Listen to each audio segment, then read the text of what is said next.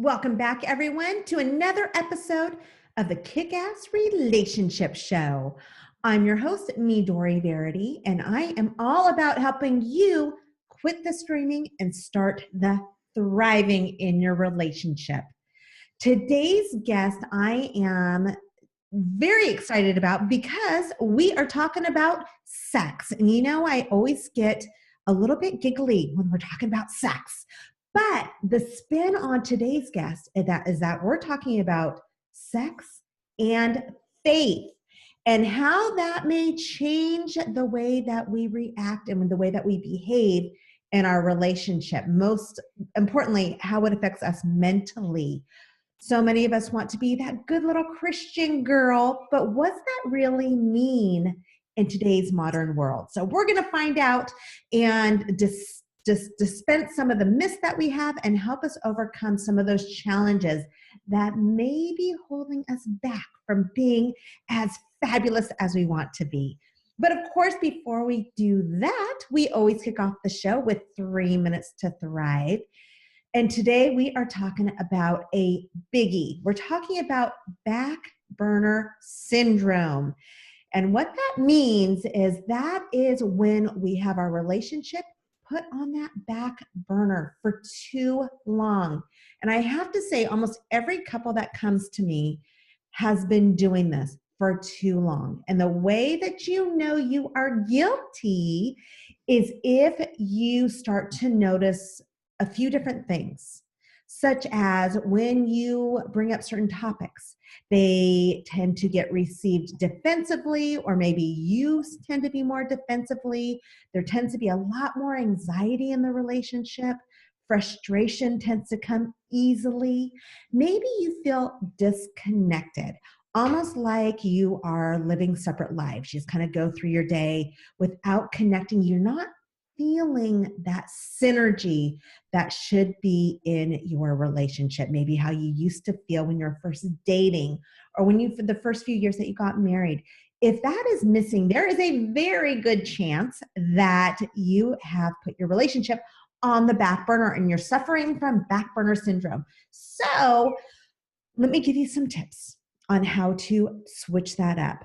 You want to just mentally move your relationship to that front burner. Keep it on the front of your mind. Turn up the heat a little bit. Think of it as cooking, obviously. Add in some spice, which is that excitement. Mix it up. Change things up. If you were doing the same thing all the time, chances are you need to do something that maybe gets you a little bit out of your comfort zone. It could be so many things: going out dancing, trying new food, paying attention to your relationship. So when you have the heat up on the burner, you need to be stirring it and you need to watch it so that you can make sure that it cooks perfectly. So those are just some tips, but really it's all about keeping that relationship on that front burner, paying attention so your partner knows that you care, that you support them, and that you love them. Doing little things to make them know that will really help you create that long-term, synergistic, successful, happy relationship. So without further ado, you know how excited I am about today's guest. Let me tell you a little bit about Sheila. Her name is Sheila Gregoire, and she is the author of 8 books. Not 7, but 8 books. She's a busy lady. And I believe her most recent one is The Good Girl's Guide to Great Sex. So if that doesn't make you want to listen, then I don't know. But she's all about encouraging women in the relationships with a focus on faith and family. We have not covered this topic yet on my show. And she believes in authenticity and giving real solutions to real problems that may be a little messy for women and for couples. So welcome to the show, Sheila. Thanks. It's great to be here. Yeah, you were recommended to me, and I love when I have a client or someone I'm working with that says, you got to meet this person, because then I know that they're good because they're already vetted. So I'm very, very happy to have you on the show, Sheila. And I have to say, I was checking you out a little bit because I wanted to know, more about you. Mm-hmm. And I read on your website that you have been married for 25 years and 20 of those years were happy. That's right. I want you to expand on that. What do you mean? Yeah, I like to tell people we've been married for 25 years and happily married for 20, but the first 5 were terrible. Oh my goodness. And it wasn't that we didn't love each other. It really wasn't. It was just that when we got married, like for me, sex was terrible and he wanted it all the time. And so then the more he wanted sex, the more I felt like you only love me for what I can do for you and not for me. And it's like it just became such a source of tension in our relationship, and my libido was way lower than his. And so I kind of felt like we were doing a lot better when we were just best friends, like I want the friendship back again. And we just were not seeing things the same way. And it took a couple of years for both of us to realize we're just approaching marriage differently. And it doesn't mean that either of us is right or either of us is wrong. We just need to get together as a couple. And I think for me, it just took me saying, okay, hold on a second. If the whole world thinks sex is so great, and if I know that God made it to be great, then why would I settle for less? And I just kind of gave my head a shake. And I thought, instead of feeling sorry for myself, I'm going to figure out how this works. So, but, yeah. And then you became that expert. Yeah, that helped a lot. Yeah. So, okay, you mentioned something a second ago. You talked about lower libido than your spouse. Mm-hmm. So let's go there, because I think a lot of women, we go through this ups and downs. I mean, even within a month, depending on so many different issues, kids, stress, work. Yep.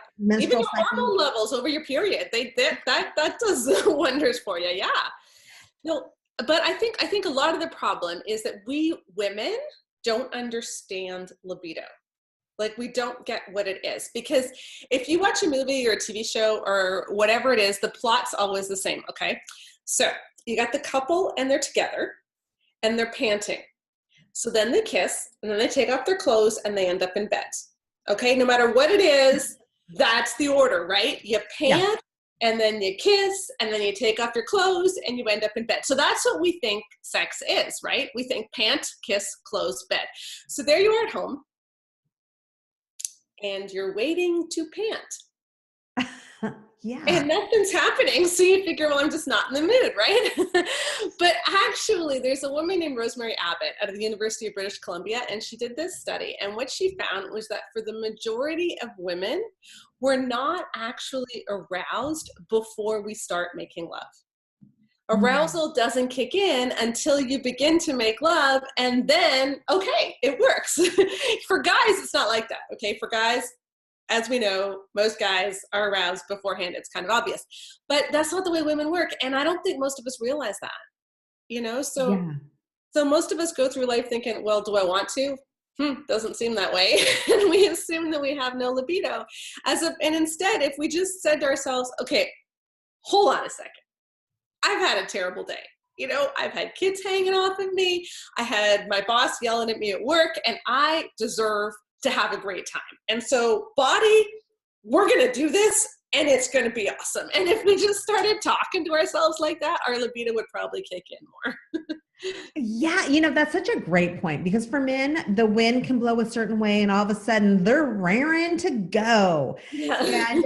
And I think for women, we internalize so much with the kids. My kids are now grown, but I can remember very vividly those days where I was thinking, holy good God, how am I going to get through today? Yeah. How am I going to do this? And then he's pawing at me. Are you kidding me right now? That was the last thing that was on my mind. So what you're saying is, by just kind of being aware and changing the way that we think and we approach it, that we can start to get aroused again and change our approach. Take control of your libido. And I do want to say that, and recognize that in about 30% of marriages, it's actually the woman with the higher libido. And so if you're listening and you're the one with the higher libido, we get it. Like, we totally do get that. And maybe we'll deal with that side of it in a minute too. But, in most marriages, it is the woman with the lower libido. And like, one thing I found, when I was doing the interviews and surveys for my book, is it seems like men make love in order to feel loved, whereas women need to feel loved in order to make love. And that just seems like a recipe for disaster for a lot of couples. And so just recognizing that difference, and especially for us women, realizing, okay, this may not be the number one thing I want to do, but it helps my relationship and it helps me. I mean, for pity's sake, you even sleep better after an orgasm like you do. So if you're exhausted, like I've come to the point where now when I'm super tired, I just turn to my husband and say, come put me to sleep, baby, because this is what I need, you know? So you developed this relationship, and I want to go there in a second because I think it's really important to know how to approach it and communicate about what we need and you know, sex in general. And so many of us are uncomfortable. But I want to visit a little bit more about the myths and also the stereotypes that we have in our head. So those who are raised to be the good Christian girl, Right.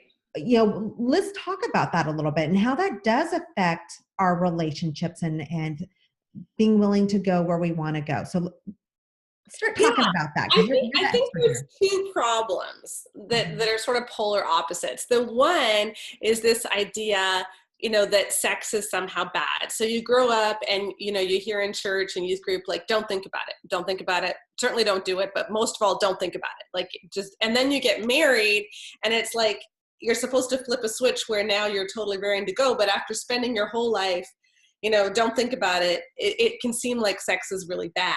And that's a difficult, you know, transition for a lot of women to make. And that's really not, like when I was raising my daughters, I didn't do the whole stay pure until you're married thing, because that implies that as soon as you are married and you have sex, it's all downhill from there. Like, you know, like you're all Right. good now, but once you're married, woo, then that's really bad. So, you know, we talked instead about like why sex is great in marriage and why it's best there. And that's what I encourage my daughters to understand and what they've done. But so, you know, I think that for a lot of women, that idea that sex is really freeing and passion is from God is just a difficult thing to believe. But that's what I found. And interestingly, when I did my surveys, I thought it was kind of cool. It seems like the best years for women and reaching orgasm and having a great time are years 16 to 24 in marriage. Like those are the golden years. I'm at 26 years, so I'm getting kind of nervous right now, but you know, 16 to 20, I think it's before the hot flashes start or something. I don't know. Is that what it is? But, you know, we tend to think it's like the 20-somethings that are having all the fun. Mm-hmm. And it's really not. It's like, it's once you've been with this guy for like a decade and a half, you know each other inside out, you're totally comfortable with him, you're able to be completely vulnerable, and you're able to communicate more. And that's when things really get going. And so I think that's kind of neat that the closer we are, the more committed we feel, the better sex works. Yeah. Now, okay. So because we all know those couples that have been together for a while. And I think in general, that's the path that they follow. You're with someone for a while and you build up that trust and it gets better and better. Mm-hmm. But for some couples, that's not what happens. It goes the opposite way. Yeah, and it gets boring. And it can be for so many reasons. And so I know couples, I had one couple who came to me and they hadn't had sex, and I think it was 11 years. They were still in love. You've done that? People, stop it. Like, what are you doing? Like, you're missing out on so much, please. Yeah.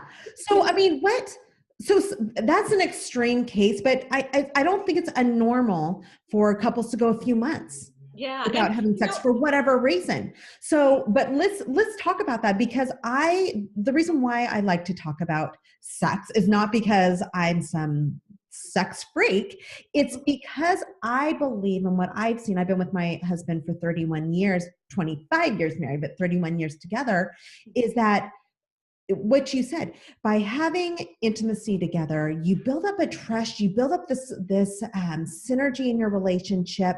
It can really help your relationship blossom in so many different directions.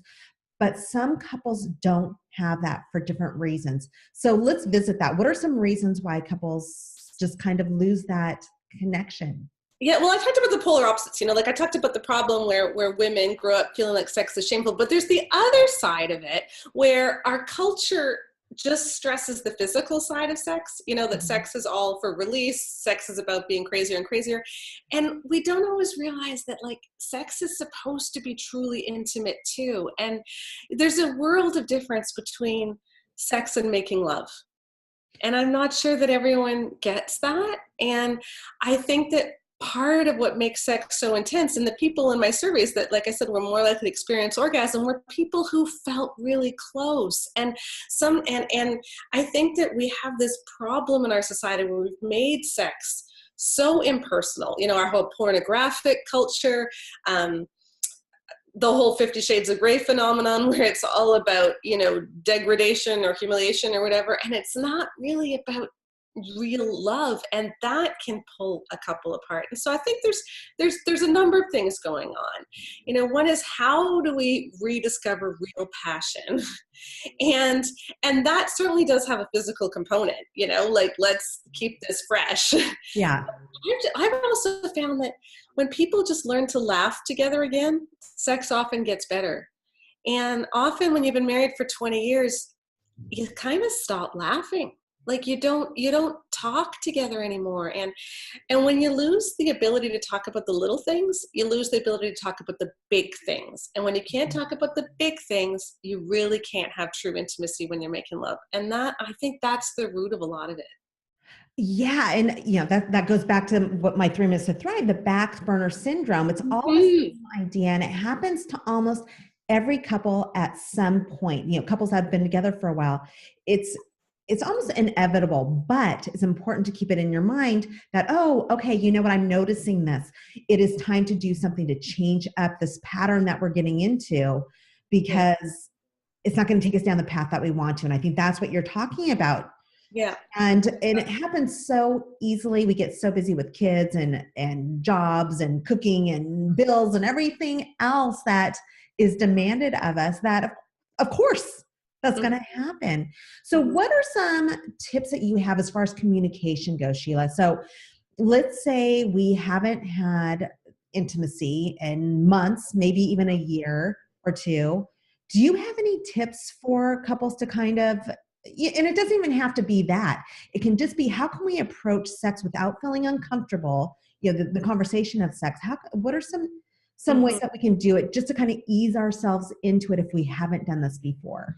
Well, if you've really been on a sexual drought where you really haven't connected at all, if you want to talk to your spouse about it, I think phrasing it in terms of, I think we're missing out on something big and I don't want to do that, is better than saying, I feel badly because we haven't had sex. Because one kind of sounds like, I'm an animal and I have physical needs that you don't have, so I'm kind of pathetic. I mean, that's not what you're saying, but that can be the way that it's interpreted. Sure. So if you instead say, I just think we're missing out on something, and I really want to talk about how we can get back there. And what I've told a lot of couples is, just schedule it. I know it doesn't seem romantic, okay? I know that it seems like the worst thing in the world to do, because sex is supposed to be passionate and spontaneous. But if you haven't had sex in 6 months or something, it's become such an elephant in the room and such a source of tension that all day you kind of wonder, is he going to make a move? Should I make a move? And you second guess yourself, you second guess him, and there's a lot of stress there. But if you know, okay, every Wednesday and every Saturday, we're going to do it. Then on Tuesday and on Monday, you don't need to be worried, because a lot of people get nervous about it. But then on Wednesday, you can put on the pretty underwear and you can, you can sort of try to get yourself in the mood more. And a lot of couples who start doing that find that, after a couple of months, we don't need to have it scheduled anymore, because it's taken some of that tension away. Yeah. Because who is going to initiate? How are we going to initiate? That's really hard when you haven't had sex in a while. So just, we're going to do this.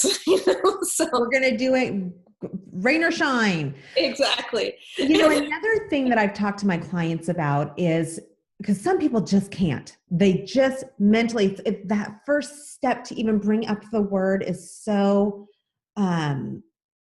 challenging for them. So one little trick that I have told some clients is get an article. Just search on the internet for some kind of article that talks about a couple that didn't have sex for an extended period of time, and just use that as a conversation starter. Look at this couple. I just found this so intriguing, and you talk about the article and then bring it back to you, to your relationship, and say, do you think that we're kind of like this? What do you think's going on here? And what can we do? Because we're better than this. We don't want this to be our life. What can we do? So That's an easy way to kind of do an icebreaker. Yeah, that's great. Yeah. So anyway. Yeah. And I think there's this idea too that, we can't fix sex until we fix everything else. But I think it's kind of like the chicken and the egg. I think you can do both at the same time. So if you have major issues, debt issues, or we just aren't talking or communicating, yes, you certainly need to work on those. Absolutely. But it doesn't mean you have to have it all perfect before you start making love again. And, when you do start having sex again, you get a lot of hormones out there, like, the oxytocin, the bonding hormone. It can actually bring the tension level down and make it easier to talk about some of these big things. So, don't think like you have to have the sex all figured out before you deal with this, or that you have to have this all figured out before you deal with sex. Like, let's just take them all on at the same time. And sometimes that can help ease the tension a bit. That's a great point. That's a very good point, because sometimes we get overwhelmed with, like what you said, with finances and everything else, but the sex can be that thing that helps you get bonded again, so that you're like, okay, you know what? If we can have great sex like that, we can overcome this financial situation. Yeah. What are we going to do here? So I think that's a really good point. And it takes off that pressure and that, let's be honest. We hear about this a lot, that, oh, that person really should probably go have sex. So tense, but it's a real thing, and tension can build up within our bodies. And so by just releasing it with that person that you trust and you love, it might make other things easier as well. So I love that you brought that up. Yeah. Okay. So are there any other things that you notice with your clients that are common issues when it comes to relationships, or have we kind of covered the main topics?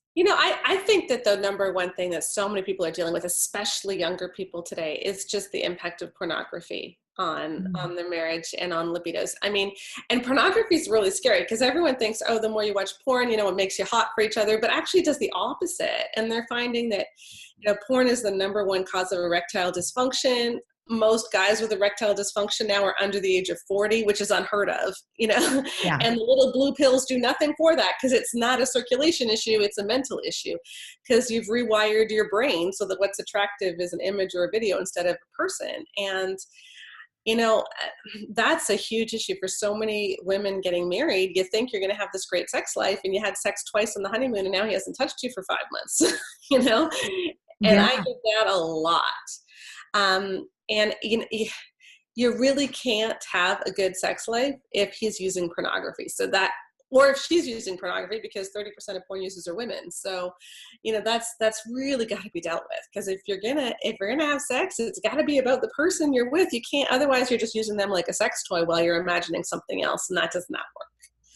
Yeah. And I interviewed this lady a while back, and she was all about erectile dysfunction. And that's exactly what she said. She didn't talk about the porn as much, but she said it's this mental thing in your head. And the more that you think, oh, I should be like the guy in the movie who can go for 45 minutes straight, or do this or do that, and this is what I'm expecting, that stress that it puts on you keeps you from actually being able to enjoy it, for one, but also to perform. And so I think it's a mental issue, like you said, that can easily be solved, quite frankly. And there's a lot of literature, books, coaches. Sheila, you may even deal with this, but on how to overcome those type of issues. And it's very, very, very common. We used to not have porn at our fingertips. Yeah. Right? We had to go to some gross store in the wrong part of town with yucky people. And it was a lot harder. Now everywhere. And 11-year-old boys, they don't even want to see it, but they get shown it by a friend. And then the very first time they're starting to have sexual feelings, it's paired with pornography, and it really messes you up. Good point. Yeah. You don't get to develop as you should from a child and getting into a relationship. Totally agree. And I think that's such an interesting topic. You should write a book on it. Yeah. And well, what worries me too is like we always think of porn as a male issue, but increasingly in the last few years, it's become a female issue too. So I think that's going to be the next big frontier we're going to be dealing with in 10 years. It'll be, because right now it's mostly men's problems in marriage, but I bet you it'll be even in a couple of years. And then I don't know, it's just sad for the next generation. But I think just being aware of it, I think, conversations like this and getting that awareness out there so that you're like, oh, that's what's going on, right? I mean, how many times have we had an issue and then all of a sudden someone brings it to light? You're like, oh, that makes sense. I get it. So I think these kind of conversations are important to have. So for those listening, have them with your girlfriends, have them with your kids, just these are important conversations. Yes, please have them with your kids, please. Yeah. It's so important because I can almost guarantee if your kids have a computer, if they have a cell phone, they are watching something and they're probably very, very confused and probably freaked out, quite frankly. Yes, so, exactly. It is important to have that conversation. So Sheila, we're going to shift gears a little bit and we're going to get to know you. I have a couple little questions for you. So if you had a magic wand and you could change one thing in this world, what would it be? Am I allowed to say like the child sex trade in Cambodia? I don't know. You are, yeah. In fact, I have chills. It's, yeah. I know it sounds so like, oh, I want world peace or something, but that's the thing that keeps me up at night, just thinking about what those both girls and boys go through, especially in Southeast Asia. But that's not the only place in the world. And here's the weird thing. I live in a pretty good area in Northern California, and I was in a cab a while back, and this lady, the cab driver was a female, and she told me that she was dropping off women, young girls, probably early 20s, maybe late teens, at a particular house, which she believed was a brothel, and they were all from, I think she was saying Thailand. Oh, I hope she called the police. I think she did. Yeah. And that's what I encouraged her to do. But it was happening in our neighborhood, in our, right here. Would have never guessed. So it is, keep your eyes open, be aware, and report things if you feel like something is wrong. Okay. And then my next question for you, if you could go back to your 20-year-old self, what advice would you give yourself? I would say just relax and stop being so everything needs to be perfect in order for me to be happy, and just enjoy life. I think my marriage would have been a lot better if I took that advice, instead of wanting the perfect fairy tale, because I got my perfect fairy tale, but it got me relaxing to get there, And I think maybe everybody in their 20s does this because we're so intense, but I was so intense about school. I was so intense about marriage. I was so intense when I was pregnant to eat all of the right foods. I stressed myself out, just enjoy life and live it to the fullest and have passion. God created us for passion. So don't worry so much. That, I think that's a key term out of all this. God created us for passion. You got to have passion. Otherwise, you're missing out on so much in life. Yes, absolutely. So much. Absolutely. So Sheila, how can we find you and learn more? Yeah, I blog every day at toLoveHonorAndVacuum.com, so you can head on over there. And I've got a really fun 31 Days to Great Sex challenge. It's which you can find there too. One of the books that I've written, the ebook version is super inexpensive, and you can take a look at that on my Boost Your Libido course, and lots of fun because. Don't settle for lousy sex. You don't need to. No, there is no reason to not be having great sex in your relationship. So Sheila said it. She said it. So I encourage you to go check her out. She does have some great information and great blog posts, regardless of what religion you are or where you come from. There's just so many things that are of great value on her website. So I encourage you to go check her out. Sheila, thank you so much for being here with us and sharing your incredible wisdom with the audience. And if you are listening, we would love for you to share this episode and to follow us on Facebook at Midori Verity. And I will see you all next time. Thanks for being here. And remember the gratitude attitude. Say at least one thing positive to your partner and to your kids and to those who maybe you don't even like that much every single day, and watch your relationship and your life change. All right, till next time.